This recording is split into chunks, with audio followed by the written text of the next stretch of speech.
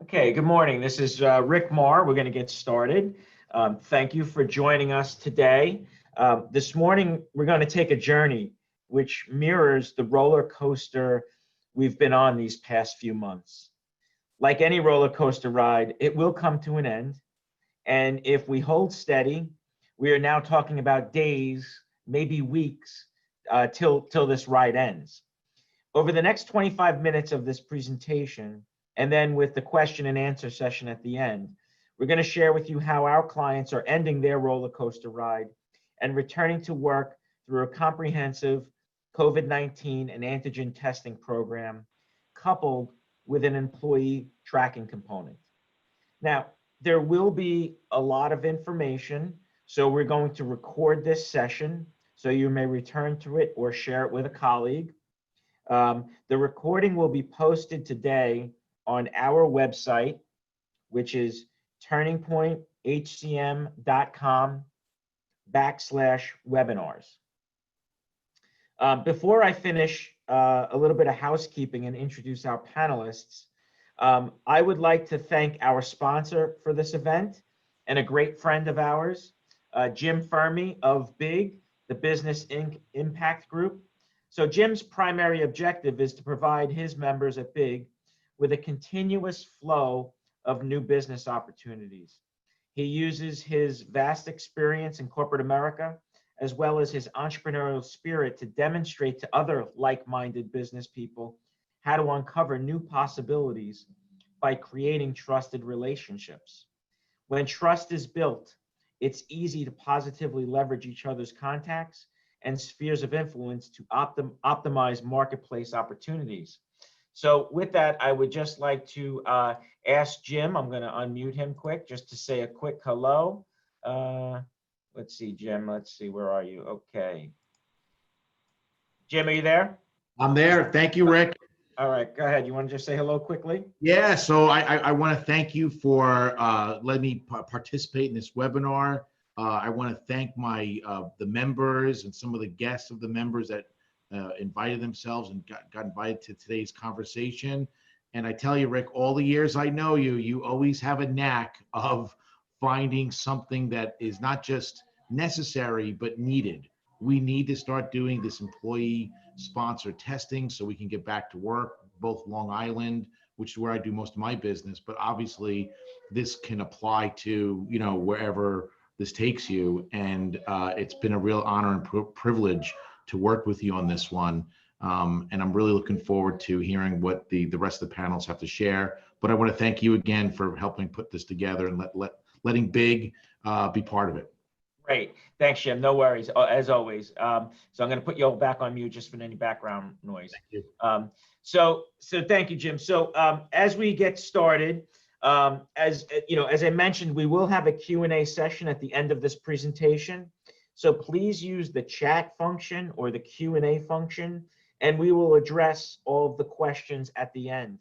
Our panelists today and partners on this journey from Heed Health, I will introduce in a moment, but just as a side note, there will be 3 poll questions that will be posted during this presentation. So all you have to do is check one of the boxes. So please participate. It helps us get better. It helps us make better presentations and more meaningful insights for all of you on the call. So today, part of the team at Heed, I'm going to introduce a couple of the doctors who are part of this program, who unfortunately were called away from this meeting today. But we also have the CEO, Brian Stern, who is I'm going to introduce in a moment. So Dr. Daniel Saline is the Chief Scientific Officer of this program, and he received his medical degree from the Albert Einstein College of Medicine in New York City. He completed the NYU Langone Medical Center Triple Boards program from September 2011 until June 2014. He completed 2 residencies in neurology and radiology, as well as 2 fellowships in diagnostic neuroradiology and interventional neuroradiology. Dr. Saline was an assistant professor of radiology and neurosurgery and neurology at Columbia University Medical Center for 3 years. The chairman of the board is Dr. Eric Schweiger. Dr. Schweiger is the founder and CEO of Schweiger Dermatology Group. It's the largest dermatology practice in the Northeast, with over 60 offices throughout New York, New Jersey, and Pennsylvania. Dr. Schweiger received his medical degree from the Albert Einstein College of Medicine in New York and did his postdoctoral training at New York University and University of Kansas Medical Center. Dr. Schweiger currently serves as Associate Clinical Professor of Dermatology at Mount Sinai Medical School in New York City. So we want to just make sure we acknowledge them. And then as on the call with us today is Brian Stern, the Chief Executive Officer of Heat Health. Mr. Stern is a founding partner and managing director of Diversified Private Equity Corporation. Mr. Stern has spearheaded the company's investment activity and growth for over 12 years. Prior to that, Mr. Stern was a founding partner of Diversified Biotech Holdings Corporation, where he was a part of the original team that's successfully launched two funds, a VC fund and a hedge fund.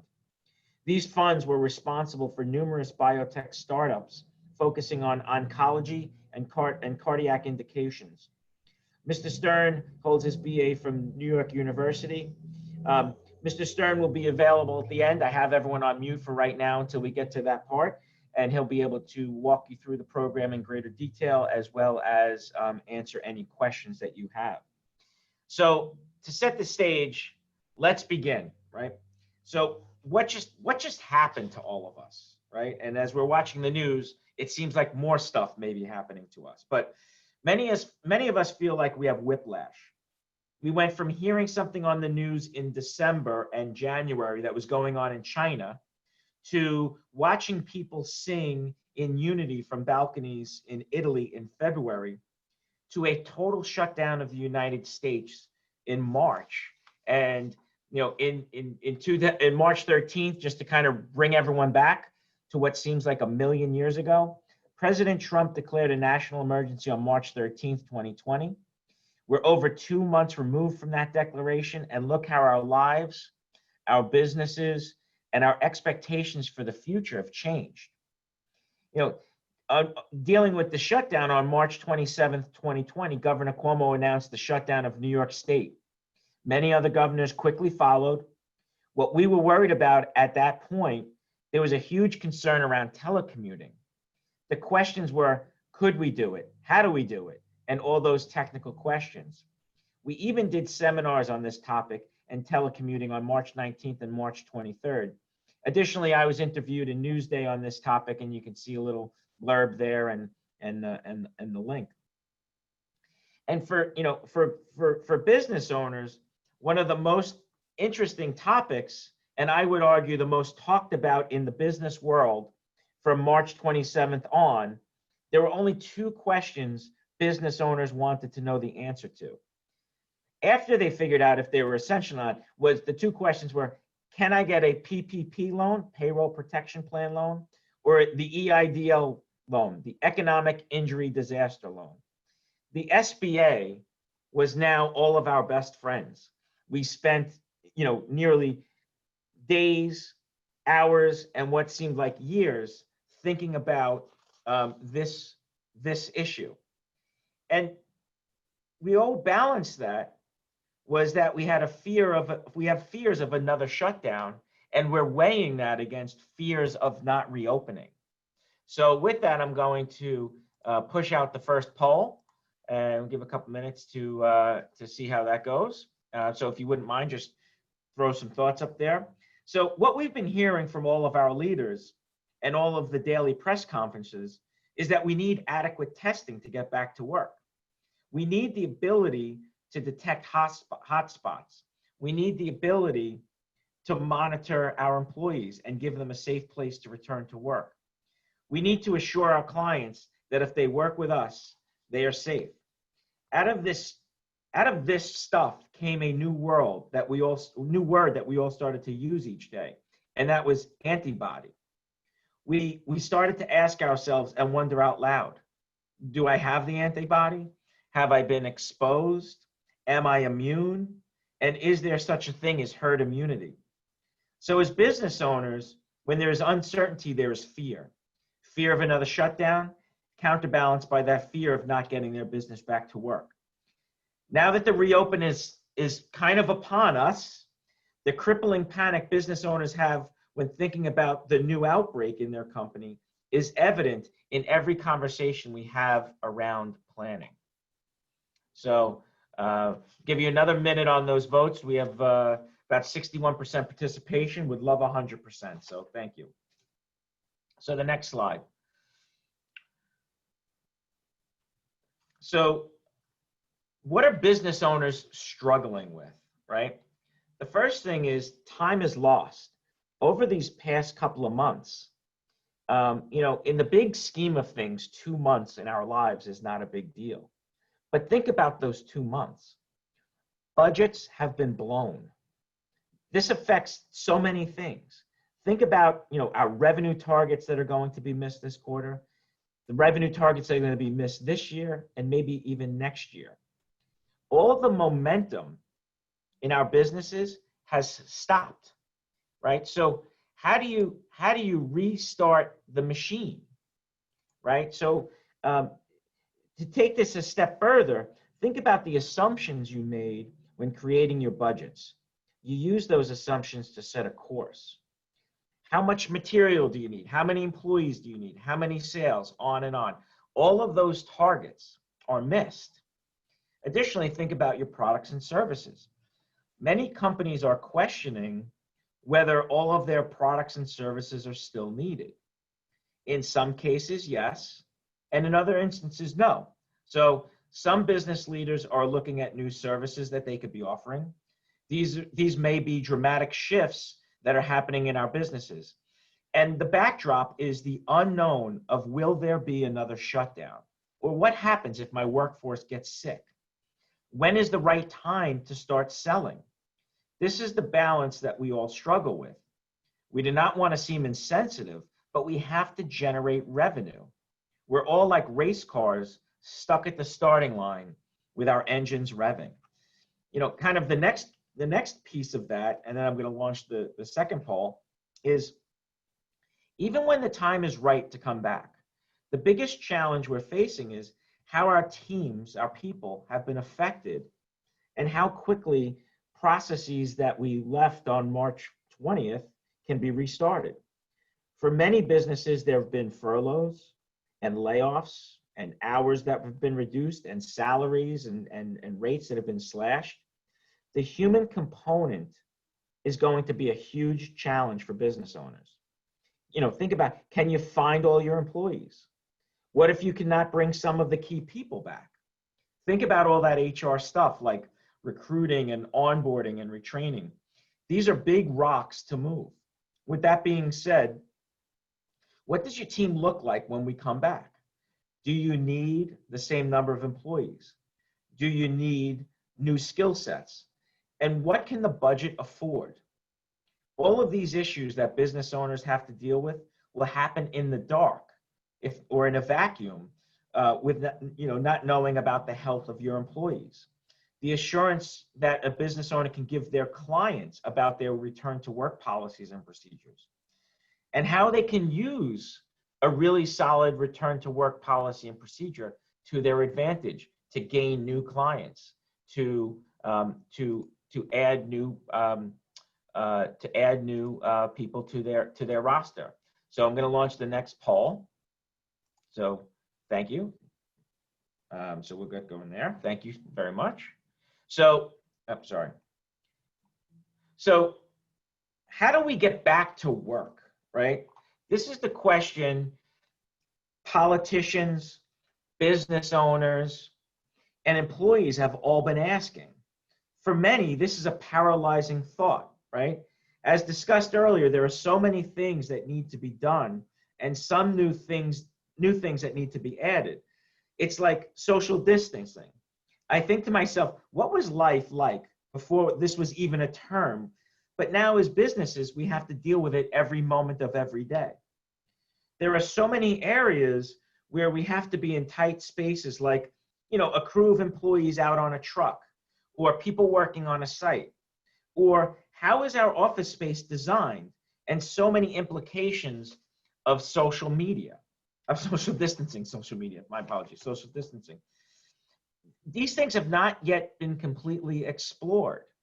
There will probably be some new terms that come out in the next few months.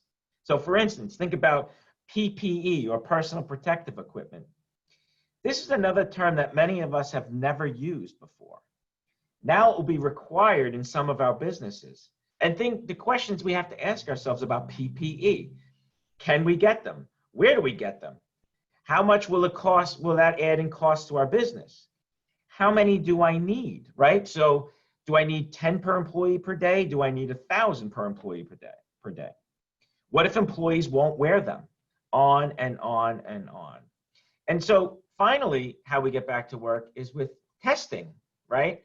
So we've heard many political and medical leaders telling us that we need more testing before we can get back to work. Think about the economic realities of not having any testing. Will employees feel safe? Will new projects and sales come about in an uncertain time? Will business leaders make investments without clarity as to what's going on in their world? Think about this. If an employee gets tested on their own, does the employer feel safe that it's good enough? As we all know, testing without daily monitoring is not efficient enough, as the infection is everywhere. The only real solution to this problem is an employer-sponsored testing and monitoring program. With that, and thank you for being a part of our polls. With that, I'm going to hand it over now to Brian Stern, the CEO of Heed Healthcare, and he can walk us through the rest of the presentation. So Brian, give me a second here and I'll unmute you. Brian, are you there, sir? I'm here, Rick. All right, great. All right, so thank you for being a part of the day, part of this presentation. And here now, I'm going to turn it over to Brian and let him take it away from here. Thanks, Brian. Great, thanks, Rick. I appreciate it. I appreciate you inviting us here and putting on these seminars, as it's really a great way for us to get to meet businesses and people in the community that really are looking for some direction on what they should do. And also thank all the participants and attendees for joining. I mean, Rick brings up some great points, right? There is so much uncertainty and questions about what do we do now.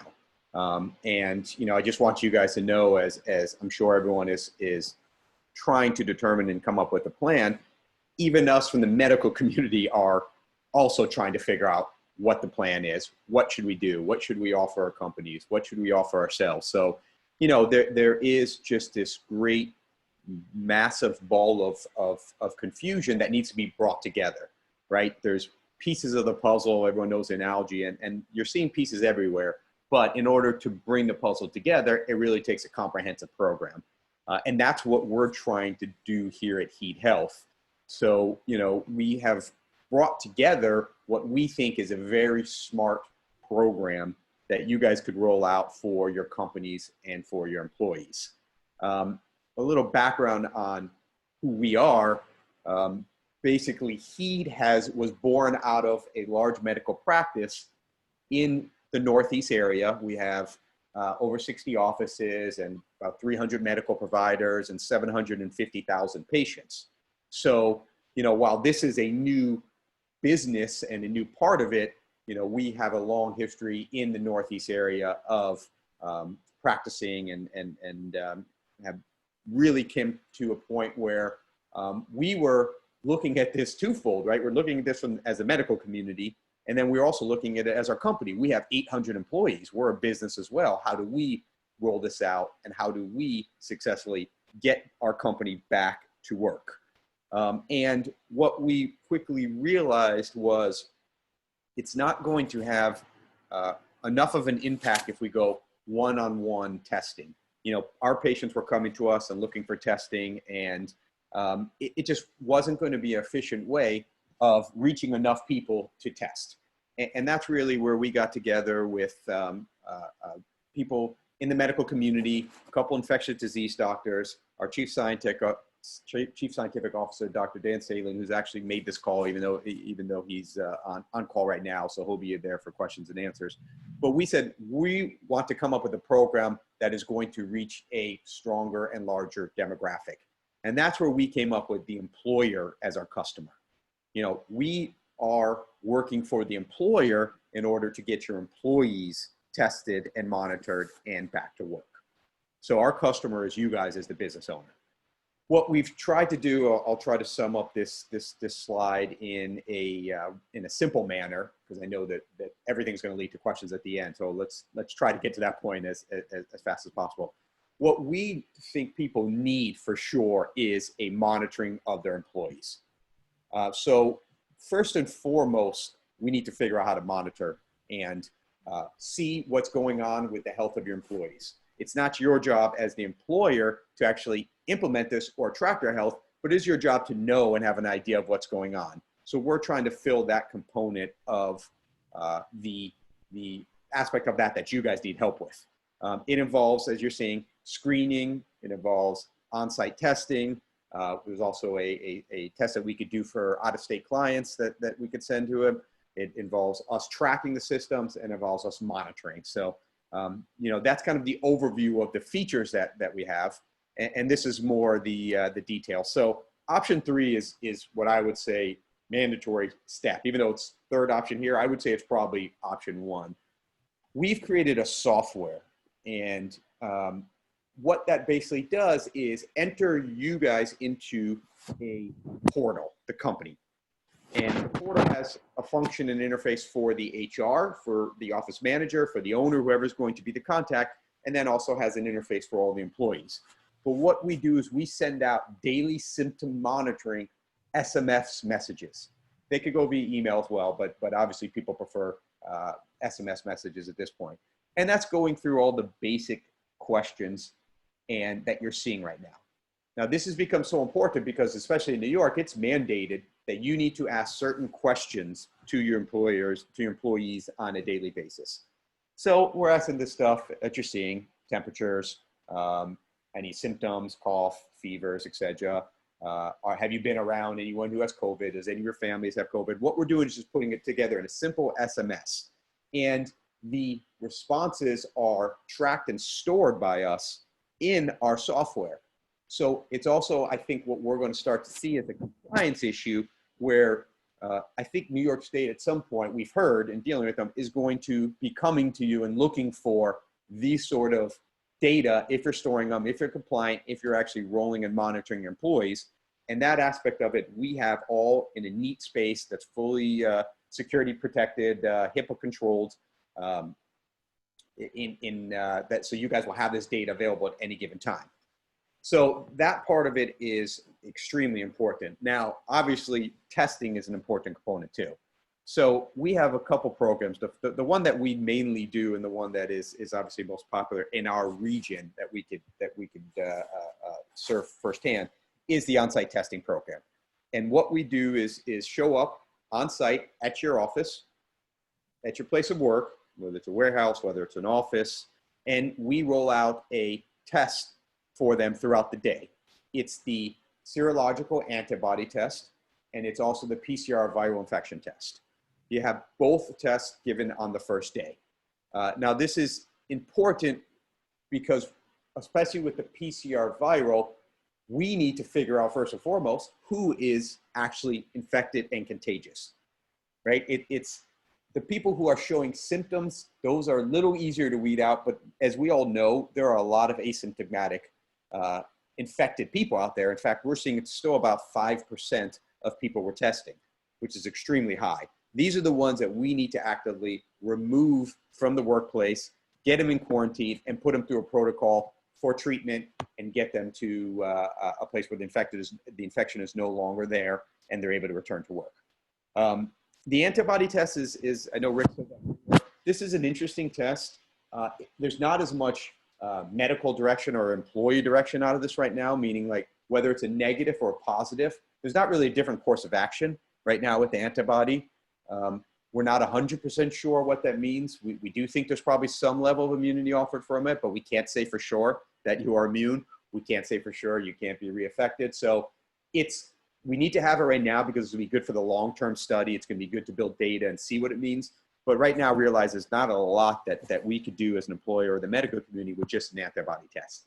So that VCR, the viral PCR infection is crucial right now. Now, the second option you're seeing, we've mostly been using for companies that have multi-state operations. So in some states, we do have staff where we could do on-site testing. So that's an option discussed. But we also have the ability to send them tests. Now, it's not, I don't want it to be misleading and think it's a test that they could just take and go do on their own. It still has to be under physician supervision, still has to be fully tracked, still has to be fully documented. So we still control that process, but we do have the ability to test if you have operations that are outside of the tri-state area. Go ahead, Rick. So this is just a quick comparison and plan. I'll give it. It'll be up on the presentation, so you can take a quick look and we can kind of go over it afterwards. So I think this leads us to the questions, which I didn't want to spend an overabundance of time of getting into details of the company because they tend to lead to questions. So you have myself here as well as our Chief Scientific Officer, Dr. Sailing, and at this point, I think the overview of our company and what our program is there, and we're more than happy to open it up to any questions at this point.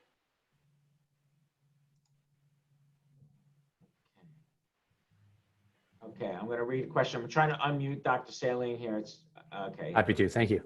Oh, you there? Okay, great. Okay. Yes, thank you. So I'm going to read some questions now. So we have a handful of questions here. So the first question is very simple question. I'll answer it. Will this PowerPoint deck be available after the webinar to participants? Yes, we will send out to all participants a copy of this. Did you say, the next question, did you say this is covered by insurance plans? Yeah, so the answer to the simple answer is yes. The lab work is covered by insurance plans. Our fees are self-pay to the employer, but the lab work that is submitted is covered by most major insurance plans. Great. Great. Okay, so the next question is, please go back one slide that had the chart. So I'm just going to scroll back here for a second just to let folks see that. But we're going to make this PowerPoint available to everyone right after the call, so you will have a copy of it. The next question is, how will employees who tested high for antibodies be measured/monitored? Can employees be carriers with antibodies? How do you pay people when you remove them from work? So I think the first two questions are more for Dr. Saline, which is, how will employees who tested high for antibodies be measured and monitored? And can employees be carriers with antibodies? Yeah, I'll Great. let Dan. Thank you. So essentially, the short answer is we don't know with certainty yet. Typically speaking, for most viral infections, including other coronaviruses, you develop immunity reliably by around day 14 or so after symptom onset. At that point, you are no longer infectious. So you can no longer communicate the infection to someone else. We're just not sure yet if that's the case with this infection. We just don't have enough data on this yet. There are some people who remain swab positive. That is, we find a virus in them for weeks after initial positive test or initial symptom onset, and we're just not sure exactly what to make of this just yet. Great, thank you. And the final part of that question was, how do you pay people when you remove them from work? So when people are removed from work, there's a protocol around being quarantined. In New York, it's around the disability in the New York Paid Family Leave Act, and nationally, it's around the FFCRA Act, which is the Family First Coronavirus Response Act. So certainly there are a couple of bills that have been put in place as a result of this, and we can talk about them further as they go. But there are protocols in place for businesses. The next question we have is in determining return to work process and policy considerations are impacted by local, state, fed rules and the comfortableness and compromise between employee and employers, and most importantly, risk and liability. Any thoughts? So I'm gonna boil this down to risk and liability. I'll answer this question, and Brian can jump in if he has something to add. Right now, the liability is really falling on employees. And you may have heard in the news that the House and Senate are negotiating a fourth potential bill around coronavirus response. And on one side wants a liability moratorium, if you will, for employers on this. The other side believes that that's a move towards tort reform and is against that. So as of right now, I think it's very up in the air, but clearly companies that don't have a process and procedure have more of a liability risk than those that do have a policy and procedure or a testing program like this. So as I think about risk and liability for employers, it's really, can you show that you've reasonably done everything you can to keep people safe? And as of right now, the liability is squarely on the employer. What that means yet, we're not sure. But it's certainly an issue that people should be thinking about as they reopen their businesses. Next question. If option one is chosen, are there any additional lab fees? Yeah, so that's the part that maybe I didn't answer clearly in the first one. So our fees are paid by the employer. Employers are our customer. So what you're seeing, our fee is directly billed to the employer. The lab work is submitted to insurance, meaning every major care that we go with the test and we haven't performed, that is submitted to insurance. And so far has been covered every time. In the event that there's no insurance or that insurance starts to deny these claims, which we have not seen yet, then there is the lab fee as well that would be passed through to the employee or the employer, however you would want to structure that payment. But as of now, the lab fees have been 100% covered by all major insurers. Great. Thank you. The next question we have is, how many businesses on Long Island have adopted this from your company? Do you give references? And also, do you work with the public sector clients as well?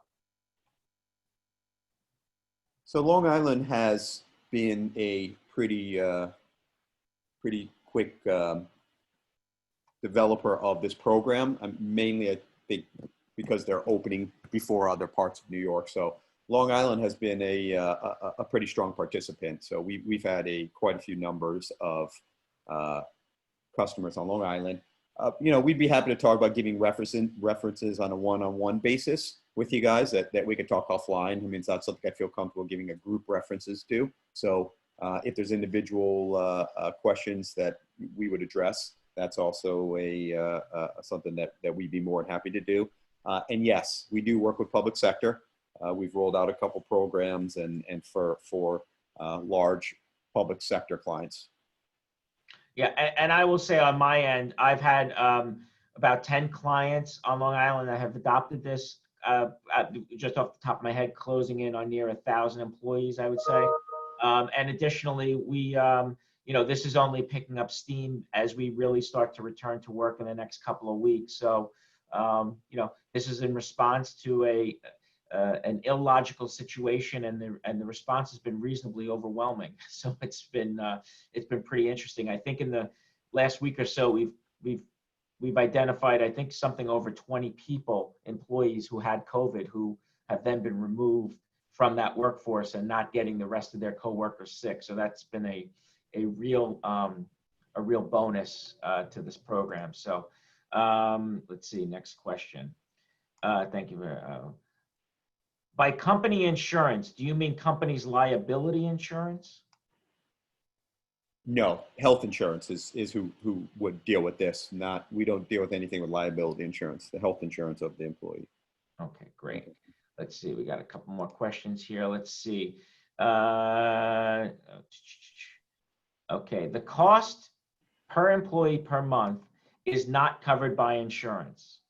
That's correct, that this is a separate fee. And then this cost is fully borne by employer 149 PEPM. So just to go back to a couple of slides here.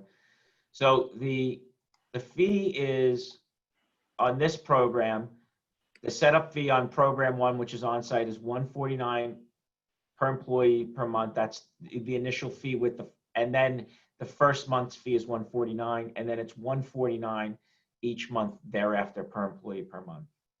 Overnight testing is $99 PEPM activation fee, and then 149 PEPM, and then 99 and 25.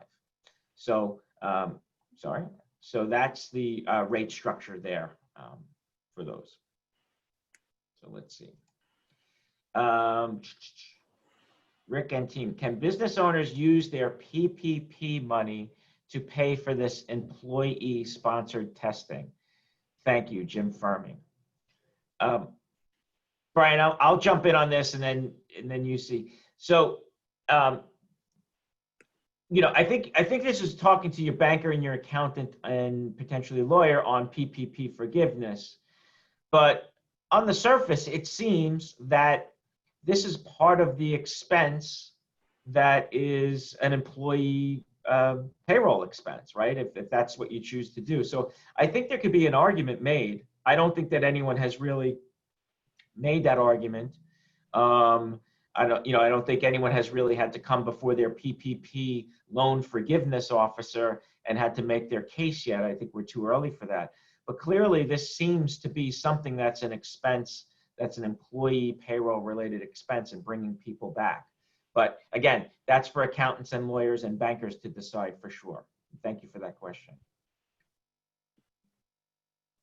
Let's see here. Okay, it looks like we have answered all the questions. We'll give it another second or two. If anyone has a final question, and while we're doing that, we'll end that. And any final questions? Well, I would like to thank everyone involved. Certainly, Jim Fermi and BIG, the Business Impact Group, they've been a tremendous partner, and thank you for helping us spread the word. And certainly the team from HEED, Dr. Saline as the Chief Scientific Officer, who's, has done some unbelievable things in this space, and Brian Stern, who we've been partnering together tremendously on a lot of clients, a lot of calls, and all that kind of good stuff, and bringing this to businesses so that they can open safely and confidently. So thank you very much, everyone, for joining us. As mentioned earlier, we will send the slides to everyone this afternoon, and the webinar will be recorded and posted on our website at turningpointhcm.com. And it looks like we got another question, so that's a thank you. And let's see one more. It looks like we got one more. Okay, will we receive copies of the Q&As asked on the call? So this will be recorded, so it's all being recorded. So the questions that were asked and the answers that were given will be embedded in the replay of the webinar. So I thank you very much. Thank you everyone for joining. Have a great day and stay safe. Thanks, Rick. All right, bye now. Take care.